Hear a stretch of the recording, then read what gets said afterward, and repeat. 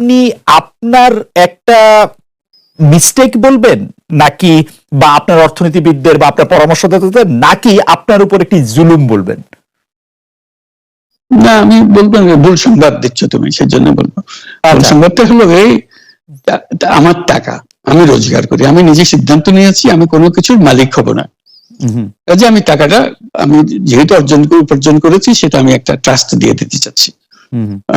যেমন আমার কোনো বাড়ি নাই, নিজের নামে নিজের কোনো বাড়ি নাই, গাড়ি নাই, জমি নাই, কোনো ব্যবসার শেয়ার নাই, আমি কোনোটা রাখিনি। এটা আমি মালিকানাবিহীন থাকতে চাই সবসময়। ঠিক আছে, এই টাকাটা আমি একটা ট্রাস্টে দিয়ে দিচ্ছি। তো ট্রাস্টে দিয়ে দেওয়ার সময় প্রশ্ন উঠলো এটাকে কর দিতে হবে কেন। তখন আমাদের লয়ার বললো যে না, এটা যেহেতু আপনি দান করছেন, এটা তার কর দেওয়ার বিষয় না, আপনি তো দানই করে দিচ্ছেন। তা আমি বললাম যে আইনে যেভাবে বলে সেভাবে টাকাটা আমি এমনি দিয়েই দিচ্ছি, কাজে এটা সরকারকে দিলে আমার কোনো অসুবিধা তো নেই, আমি তো ধরে রাখতে চাচ্ছি না টাকাটা। তখন বলতে আপনার দেওয়ার কোনো কারণ নাই।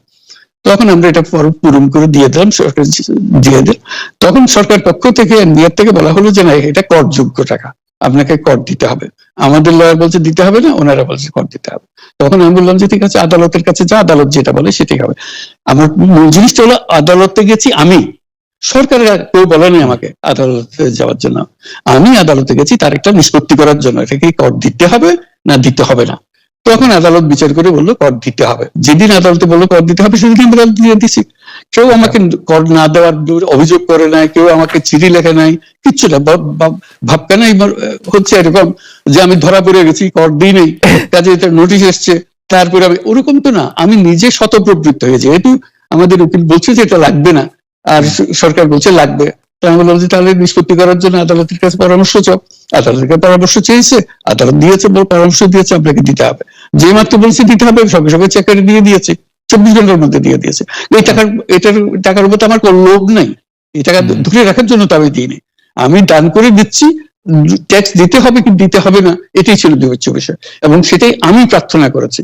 কেউ সরকার পক্ষ থেকে আমাকে একটা চিঠি লেখে নাই। মানে আদালতের অনেকগুলি পর্যায়ে আপনার আইনজীবীরা এই ট্যাক্সটা যে আপনার উপর অ্যাপ্লিকেবল না সেটা বলতে চেষ্টা করেছেন, সেই জন্য মনে হয় যে না, কোনো পর্যায়ে না, একটাই পর্যায়ে, শুধু একটারই হয়েছে। আর বাকিটা হলো এনবিআর আমাকে চিঠি দিচ্ছে যে আপনার কর দিতে হবে। ওকে, আমার প্রশ্ন কর দিতে হবে কিনা সেটা আমরা করের জন্য আদালতে গিয়ে। আচ্ছা ঠিক আছে, আমি এটা কর ফাঁকির বিষয় না, বাপকানা এটা কর ফাঁকি দিচ্ছেন উনি ফাঁকি দিচ্ছেন না, উনি চেষ্টা করতে জানতে চাচ্ছে আইনটা কি, এটুকু জানতে চাচ্ছি শুধু। আচ্ছা, আইন আদালত প্রসঙ্গে আমি তো আমার রিটার্ন পরিষ্কার বলেছি, আমি যে টাকা দিই না এইভাবে দিলাম, আপনাদেরকে জমা দিলাম। ওরা বলছে যে না, এখানে দিতে হবে। তারপর প্রশ্ন উঠলো, এইটাই হলো বিষয়টা। মানে আপনি জানানোর পরে প্রশ্নটা উঠেছে যে আসলে আপনাকে কর দিতে হবে, মানে আপনি যখন জানিয়েছেন দিয়ে দিয়েছি, আমি জানতে চেয়েছি এবং সেটা আমাকে জানিয়েছে, আমি তো কর দিয়ে দিয়েছি। এটা কর ফাঁকির কোনো বিষয়ই না, যেভাবে বলা হচ্ছে উনি কর ফাঁকি দিচ্ছেন, ধরা পড়ে গেছেন। ধরা কিসের জন্য করবে না? উনি তো টাকা নিজের কাছে রাখতে চাচ্ছেন না, ওই বিষয়টা টাকা দিয়ে দিচ্ছেন। ওই বিষয়টা আসলে কি বলে যে আপনি যে ট্রাস্ট করতেছেন সেই ট্রাস্টের ট্রাস্টিও আপনি, সেজন্য এটাকে কর দিতে হবে, বা ওইটা একটু আপনি ট্রাস্ট করলে আপনি ট্রাস্টি হবেন না? আপনি কি ট্রাস্ট করেছেন কোনোদিন? না, মানে যে ট্রাস্ট করে সে তো ট্রাস্টি হয়, সেজন্যই তো ট্রাস্ট করে সে।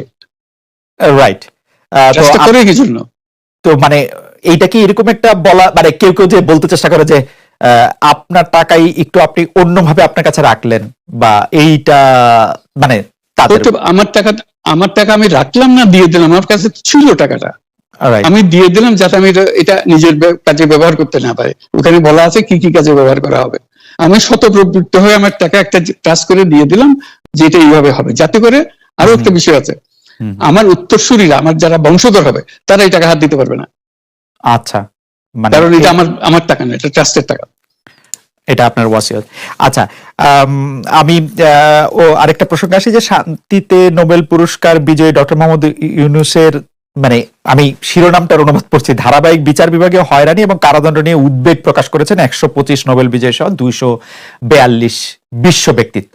তো তারা ওই যে খোলা চিঠি যেটি প্রধানমন্ত্রী শেখ হাসিনার কাছে লেখা হয়েছে, সেইখানে এক পর্যায়ে তিনি বলেছেন, যেটাতে আমি আসলে অনুবাদটা পড়ছি, মূল চিঠিও আমার কাছে আছে। এক পর্যায়ে তারা এটা বলছেন, ফৌজদারি মামলার রায়ে অলাভজনক সংস্থা গ্রামীণ টেলিকমের 83 বছর বয়সী নির্বাহী ক্ষমতাহীন ও অবৈতনিক চেয়ারম্যান অধ্যাপক ইউনূস সহ প্রতিষ্ঠানটির 4 বোর্ড সদস্যের কারাদণ্ড দেওয়া হয়েছে।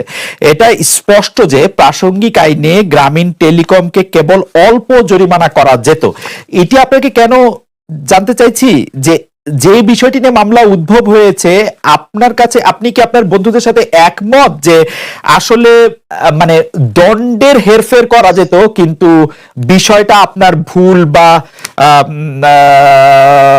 মানে অল্প জরিমানা করা যেত দিয়ে আসলে তারা কি বুঝাতে চাইছেন বা তারা কি বলতে চাইছেন, আপনি তার সাথে আসলে একমত কিনা যে দণ্ডটা বেশি হয়ে গেছে? এটা বিচার বিভাগ ঠিক করবে, আইনজ্ঞরা ঠিক করবে, এবং ওরা কার সঙ্গে পরামর্শ করে, আমার যারা শুভানুধ্যায়ী যারা দিয়েছেন তারা কার সঙ্গে পরামর্শ করে তাদের ব্যাপারে, এটা নিয়ে আমার বক্তব্য কিছু নাই। ওই যে 4 জনের কথা বলেছেন, যে 4 জনকে আসামি করেছে, এটা একটা মজার জিনিস। আমরা তো বোর্ডে 7 জন, যদি বোর্ডের বিরুদ্ধে এটা হয়ে থাকে, এই 4 জন কেমনে বাছাই হলো? এটা একটু চিন্তা করে দেখেন। করতে হলেও সারা বোর্ড এটার জন্য দায়ী হবে, যারা বোর্ড মেম্বার আছে সবাইকে এর মধ্যে থাকতে হবে।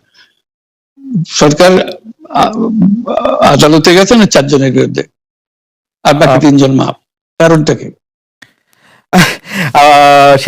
সেটি একটি প্রশ্ন বটে, কিন্তু আমি যখন এই renew call for justice for professor Yunus এটি পড়তেছিলাম, তখন আমার কাছে মনে হচ্ছিল যে তারা কেন এই কথা বলতেছেন যে এটাতে আসলে কিছু কম দণ্ড দেওয়া যেত, এত বড় দণ্ড দেওয়া উচিত হয় নাই। তার মানে কি এই প্রশ্নটি আসে যে আসলে যে অপরাধ আপনি যেটাতে বলেছিলেন যে দোষ করেনি সেই দোষের শাস্তি পেলাম, সেই ক্ষেত্রে কি তারা মনে করছেন যে আপনি আসলে দোষই করেছেন, শুধু দণ্ডটা বেশি হয়ে গেছে?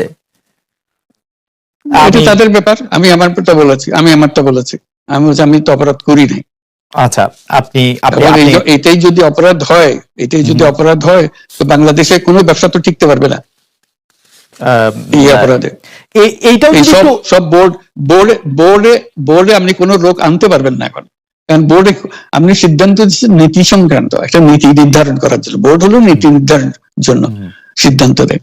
এখন কোথায় কি টাকা দিচ্ছে না, কার পাওনা টাকা ফেরত দিচ্ছে না হয়নি, ইত্যাদি ইত্যাদি, এর জন্য যদি বোর্ড সদস্যকে এসে ধরি হয়, তাহলে কেউ তো বোর্ডের সদস্য হতে চাইবে না। বোর্ডের সদস্য তার পাওয়ার কি আছে? এখন তো 1 পয়সাও পায় না সে এই বোর্ডের সদস্য হয়ে। এখন খামোখা জেল হাজতে যাওয়ার দরকার থেকে তার। এই কথা কি সত্য? এই কথা কি সত্য যে বাংলাদেশে এরকম একটা আইন আছে যে আইনের মধ্যে হচ্ছে মুনাফা করলে তার 5% আপনার আসলে শ্রমিকদের মধ্যে বন্টন করে দিতে হবে? এটা সবার জন্য সমানভাবে সত্য, যেটা আসলে এই কোম্পানিগুলি বা আপনার প্রতিষ্ঠিত প্রতিষ্ঠানগুলি মানে নাই বা গ্রামীণ টেলিকম মানে নাই, এটা কি আসলে সত্য?